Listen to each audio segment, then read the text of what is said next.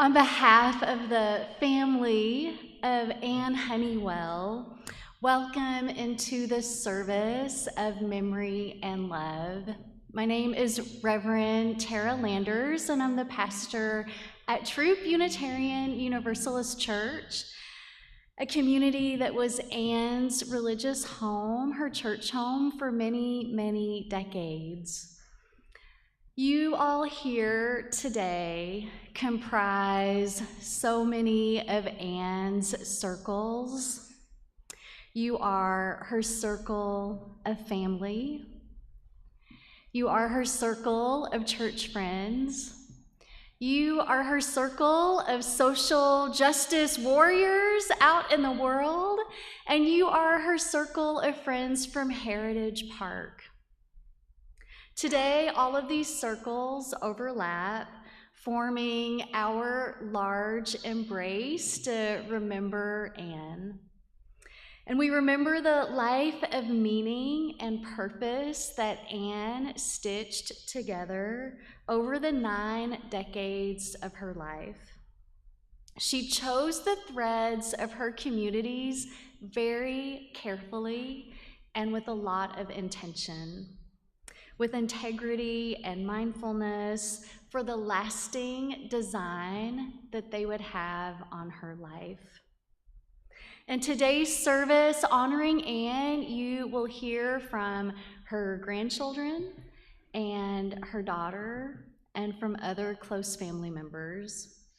And this morning, we remember that joy and sorrow are woven fine, and that life is a precious and fragile gift that is given to each one of us. And may each one of us be who we were put on this earth to be. After the service, there'll be a reception in Troop Hall, which is just through the double doors at the back.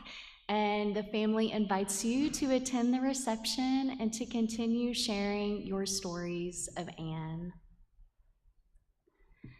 In Unitarian Universalism, we light a chalice to note that we are entering into sacred space, that this is a time set aside from the busyness of our everyday lives.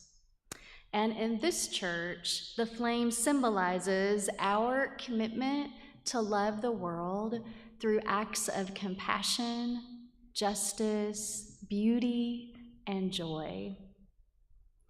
Anne's grandchild, Nadine, will light the chalice, and Gretel will share our chalice lighting words.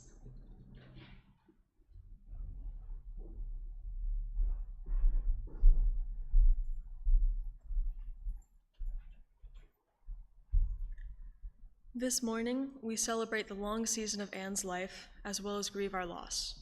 We will miss her. We light our chalice in honor of Anne Honeywell.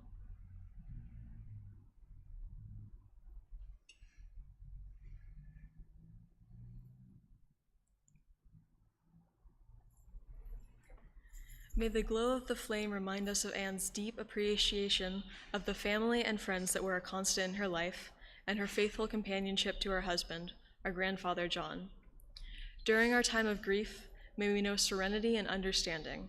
May we continue to see beauty, healing, and wholeness in ourselves, in each other, and in our world.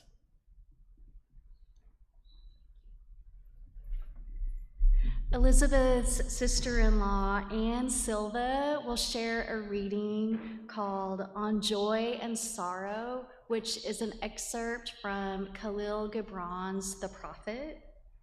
Anne and John had passages from the prophet shared at their wedding ceremony, and Anne gave John a copy of this book while they were courting, and she still had it in their possession after John's death.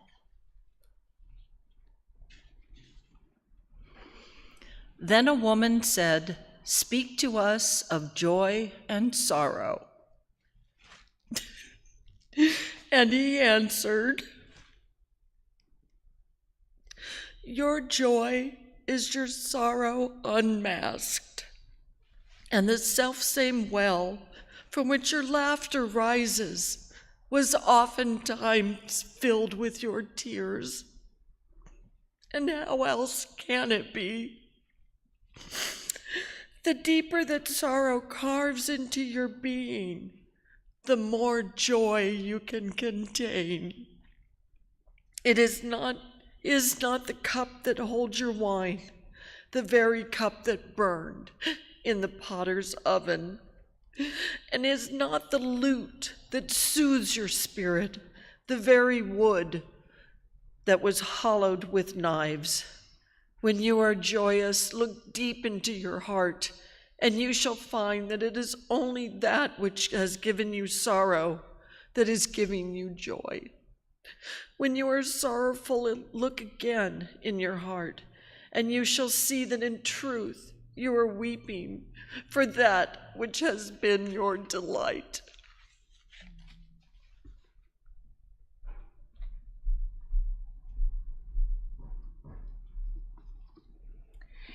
Anne Honeywell, she was one of a kind. When Elizabeth and I spoke a few weeks ago about Anne, Elizabeth reminded me about one of Anne's lifelong hobbies, which was handiwork. Anne made her own one-of-a-kind objects that delighted anybody who was lucky enough to receive them. I was fortunate enough to be on the receiving end of some of these gifts. I have 2 hand-painted Easter eggs that Anne gave me, and one of them was designed to look like my yurt. There were crisscrossed wood shapes all along the egg with a window looking out onto the blue sky. And Anne also gave me 2 hand-embroidered napkins. The stitches patterned in blue ombre on crisp white fabric. And honestly, I have always been afraid to use these beautiful napkins. I am just gonna get them messed up, but I can hear Anne saying, "Go on, mess them up, that's what they're there for." Anne's personality is evident in her embroidery. Precision in the stitches, careful attention to detail, playfulness in the overall design, and creative use of color that adds depth. Anne didn't just happen one day to make these beautiful napkins. They were the result of many years of practice, of her honing a skill. In embroidery, maintaining proper tension with the hoop and the needle thread is crucial for creating balanced stitches and a cohesive overall design. Like all of us, Anne held tension in her life. There was the tension between joy and sorrow, the tension between society's expectations of women in her generation and her longing for bigger horizons, between the better world that Anne actively worked to shape and the inequities that are part of everyday life. Rather than be immobilized by the tension, Anne used that tension to design a life of meaning and integrity, pursuing truth and greater understanding of our world. One way Anne did that was through reading books and discussing them with friends. Anne was an active member of our troop book group, and one of the book club members, Jim, shared a memory of Anne. Jim said, "Anne told us amusing and interesting stories of her youth and growing up as a child of her parents. We would tell her that she should write a book about her experiences. She shared that it was difficult being a bright girl and how she didn't fit the mold of what education offered at the time. She was always enthusiastic and encouraging. We will miss her.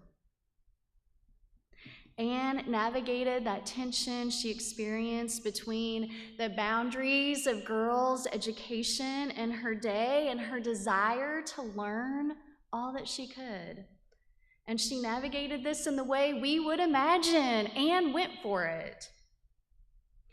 Jean, another member of the Troop Book Club, reflected on Anne's vast knowledge base. Jean shared one line that I think of when those of us in book group didn't know the answer to something. Anne's typical response, "I don't know, but I'll find out by next week." She always found the answer for us, and she's the wisest woman I've ever known. Anne's generosity of spirit, sharing her hard-earned wisdom and practical skills, her generosity was known to people across the age span. Zena is a longtime troop member, and Zena tells of her changing relationship and friendship with Anne over the years. Zena shared, "I met Anne Honeywell as a very young adult. I was somewhat scared of Anne in those days. Her intellect and confidence in all subjects unnerved me. Later in both of our lives, we reconnected when I was past child-raising years, and the two of us found more in common. I loved the holiday parties at her home, and I loved listening to her converse with other people on all sorts of subject matters. Her selflessness and caring for John, her absolute joy in her grandchildren, plus her continued great conversational abilities were inspirational. She will be missed." Up until Anne's last week, she was still volunteering, putting her considerable skills at work in the world. One of her volunteer roles was here at Troop, proofreading our weekly newsletter. And Fillory, our most recent former editor of the newsletter, shares a recent interaction with Anne. Fillory said, "While I initially doubted my need for a proofreader, Anne almost always spotted an error, omission, or discrepancy, and even debated rather often about the quality of our graphics." I enjoyed the weekly emails with her over the 3 years that we worked together on Tidings. And in my last email with her, checking in on Anne's health and her appointments, she told me, "Don't dust too much. It always comes back." I'll miss her sharp words and wisdom and wit, shared with humor and a healthy dash of sarcasm. And Anne was indeed always learning. When COVID shut down pretty much all in-person activities, including church activities, we here moved everything onto Zoom. And Anne was not going to let this technology keep her out of her social circle. She was one of the very first people here in this church to conquer all the intricacies of Zoom.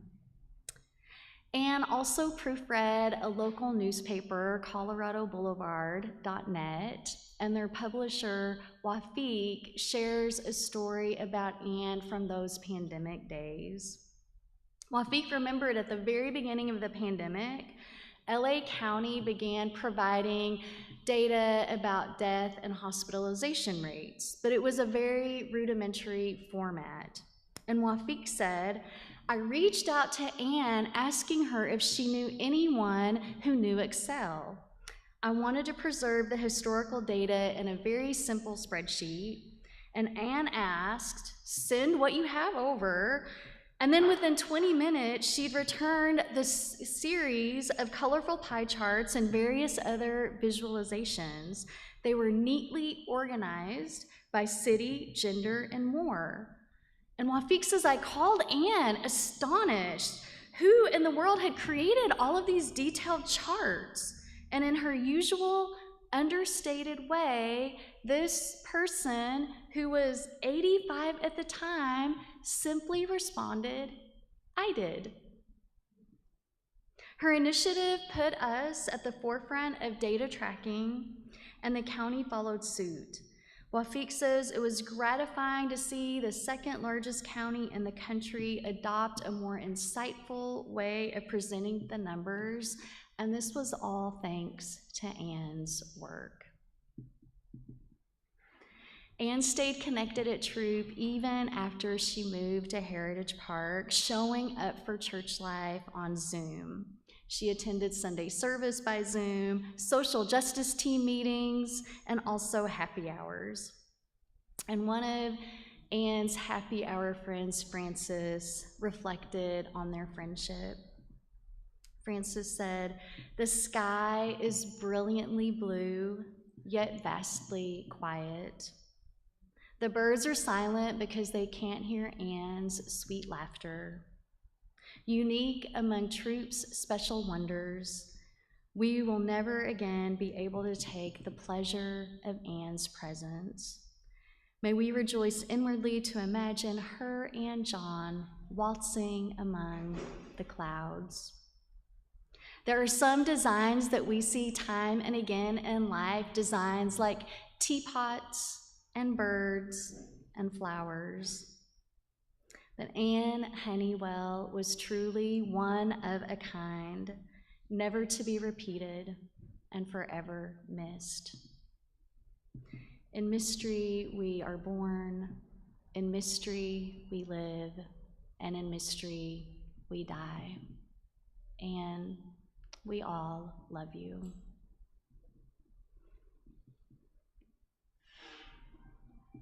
And two people who are very close in Anne's heart and present in Anne's life are her daughter Elizabeth and close family member Craig. And each one of them will offer reflections on Anne and what she meant to them in their lives.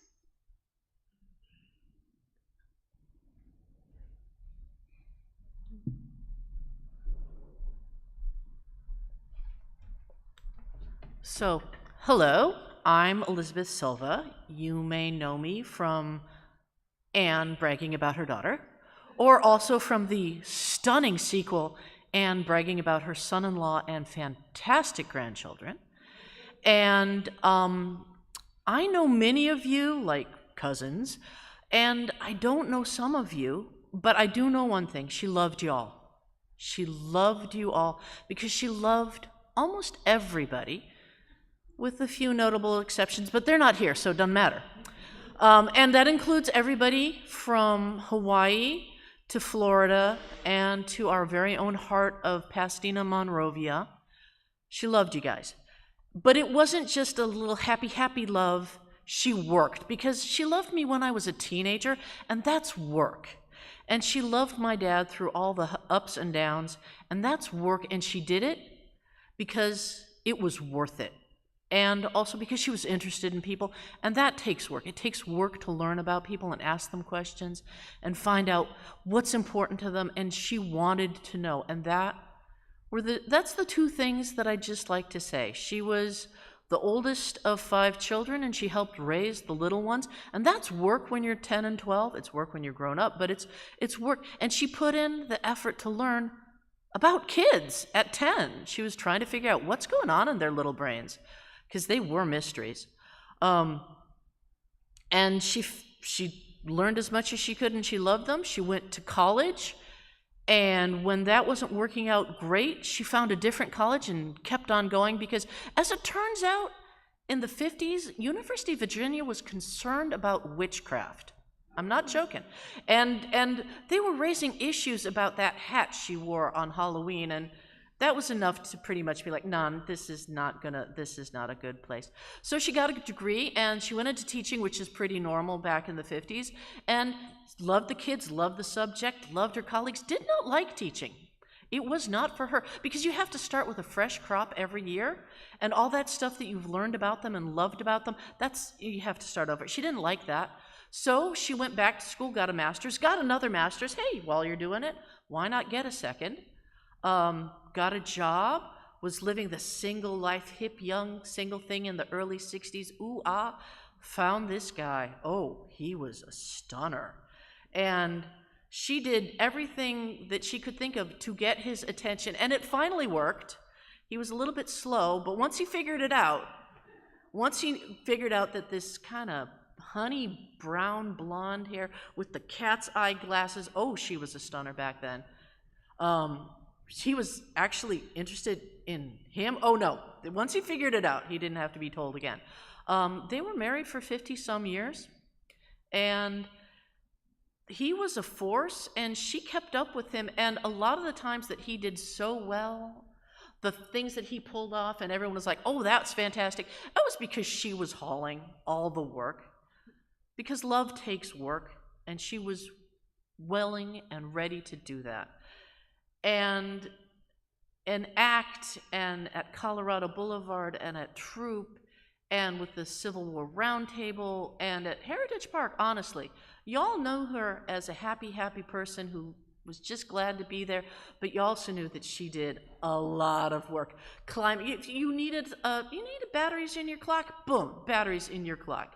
You needed to find out what this meant, boom, she'd find out what this meant, because she's happy to do the work, because love and work, it's worth it.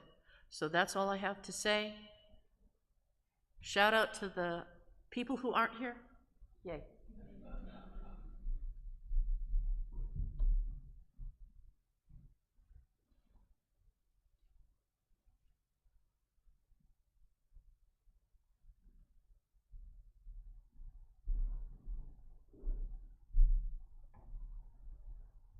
Good morning, everyone. My name is Craig.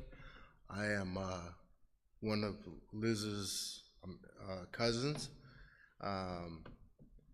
And Aunt Ann was very special.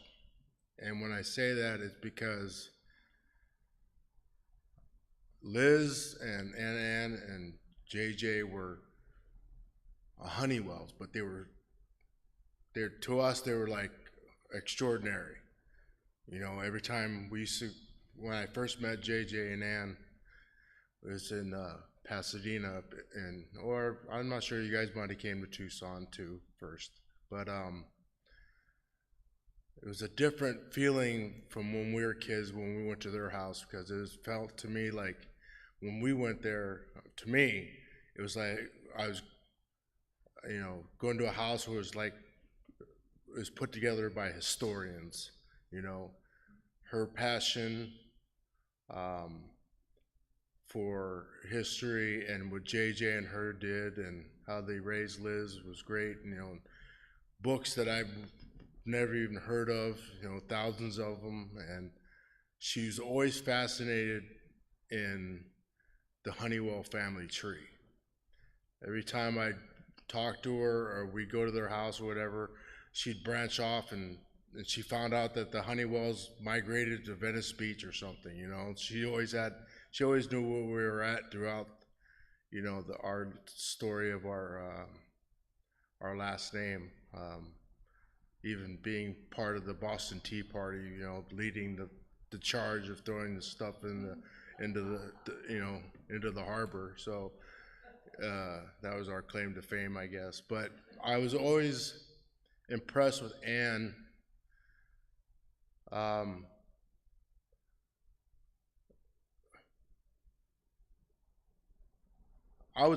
came at those guys because I came back to live with my father, JJ's brother, and then Ann, we met her, and I'd never paid attention, but when I was growing up, and every time I went there, it was like it felt different, where I had to be a better kid.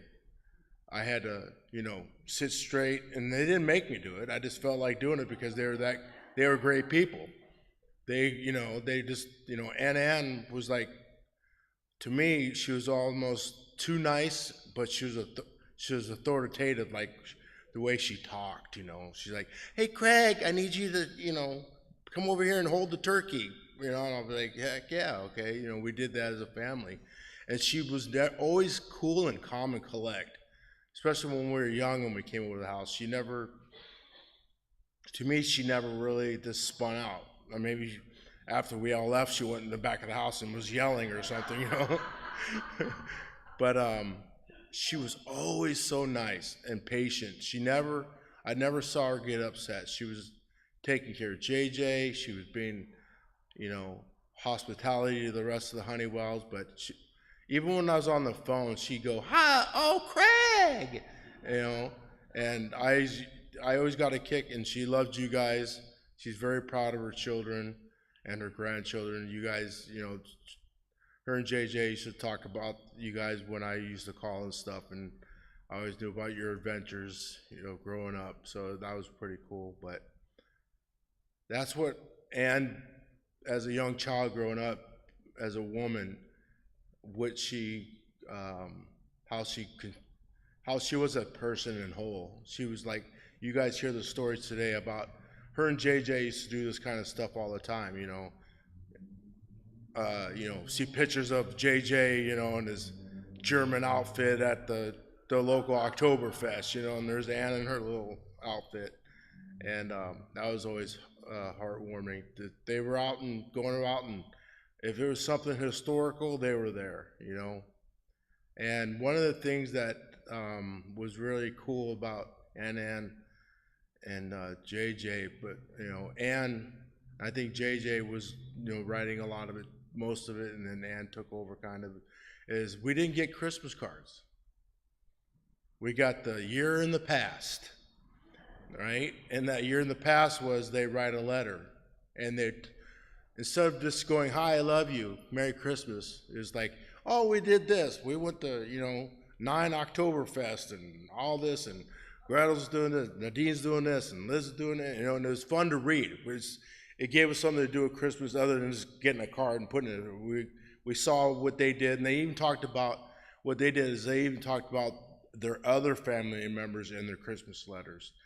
Craig just got back from the Gulf War or something, or Dean did this. It was like there was a family Christmas letter, and it was awesome. And they were smart. What they did is we'll write one and just hit print 15 times, and put it all in an envelope and mail it. It was smart, but it was really nice. It was always something that, we always used to say that, did you get the Christmas letter? Yeah, I got, yeah. So that was pretty fun. But remembering Ann is what, as a young boy growing up, is just the way she carried herself. And I used to going to Christmases and holidays with them in Pasadena and Monrovia, and the Rose Bowl trips. Living in going to the house that I called, it was like a mansion. They lived. JJ worked there, and they lived on top, and it was different. It was made of cement, so I thought it was a castle. So, and then, walking the 7 miles of the Rose Bowl parade in the middle of the night till 3 in the morning with Dean and David, that was a joy, and then waking up, and then Ann's like, "You guys want breakfast?" We're like, "Yeah, we're a little hungry." So, but she was always, always nice. I mean, I never saw her, she might have, been controlling, but she was always like, she knew how to manage it if she was getting spun up or anything. And to me, right, the way she was as a woman and the way she carried herself made me, as a man and a young child, I wanted to help her.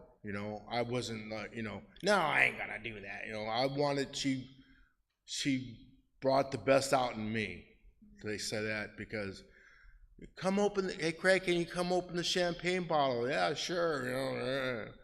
But it was always fun being with her because I saw her, a outstanding woman that was nice, caring, did her best to make everyone happy, and she'll truly be missed from our side of the family, and wish her the best. You know, now she's up there with JJ, you know, probably telling them, you know, no, you can do it yourself now, you know, or something, you know. But just the way she was, yeah, I can't talk anymore about it. Just the way she carried herself. Happiness was her thing, right? And it always made me a better person and a better young man when I first met him, and I'll definitely miss that, because I used to like, you know, the stories and all that kind of stuff. Going there, it's like going to a historical class every time you go to their house, and I always enjoyed it, and she will be missed. Thank you.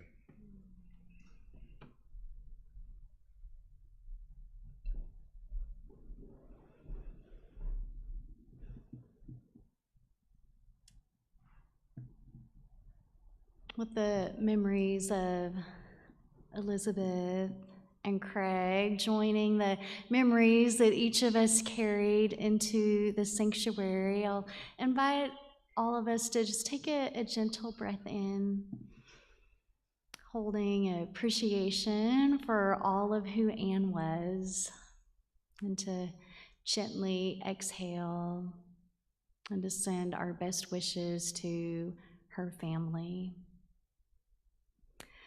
And I invite you all to join me in prayer. Deep and abiding presence, we lift up to you our love of Anne Honeywell. Her handiwork stitched together a life filled with loving family, devoted friends, meaningful work in the community. Anne touched each one of us in distinct ways, yet the predominant design of her life is easily seen by all of us. A woman filled with determination, who always found a way out of no way, who carried multiple responsibilities with her wry sense of humor. Anne did whatever she needed to do to get it done. As we hold on to familiar threads of Anne's life, let memories of her soothe us, inspire us, fill us with purpose until our last breath. And let us laugh when we remember that certain joke, and let gratitude sweep through us that we were the ones fortunate enough to be a part of Anne's life.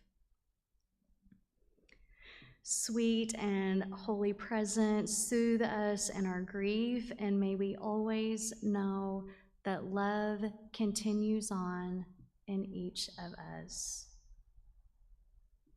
And for all that is our life, we give our thanks and praise. Amen.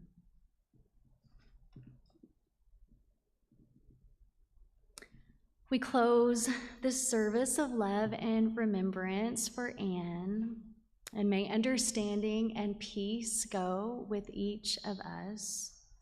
May we affirm all that was good and true and generous and genuine in Anne's life. And let us live as Anne did, appreciating our friends and family and doing good deeds on behalf of the larger community. Life is a precious gift, as are the people we share it with. We are embraced by a love that will not let us go. We'll continue to share stories and to connect with one another during the reception in Troop Hall, which is through those doors at the back of the sanctuary. And as I extinguish the chalice, remember all that we love about Anne lives on in our hearts, and that Anne's influence on our lives will continue to shine through each of our days.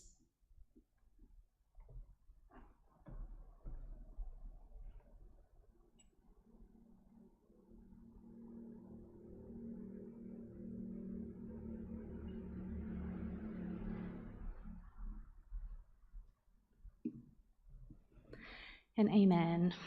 Blessed be, and peace be with each one of you.